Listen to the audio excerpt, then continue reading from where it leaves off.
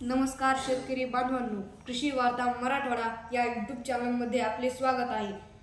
शेतकरी बांधवांनो, राज्यातील 16 जिल्ह्यातील 5284 गावांमध्ये राबविली गेलेली योजना म्हणजे नानाजी देशमुख कृषी संजीवनी प्रकल्प अर्थात पोकरा।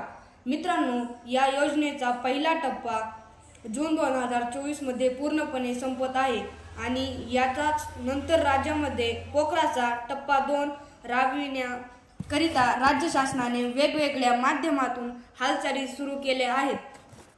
शेतकरी बांधवांनो, 16 जिल्ह्यामध्ये राबवली जाणारी ही योजना आता 21 जिल्ह्यामध्ये राबवली जाणार आहे।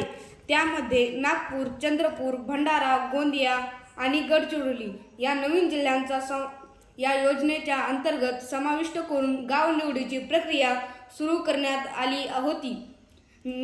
शेतकरी बांधवांनो, राज्य मंत्रिमंडळाची मंजुरी मिळाल्यानंतर जागतिक बँकेच्या अर्थसहाय्यातून राज्यामध्ये या योजनेचा टप्पा 2 राबविला जाणार आहे।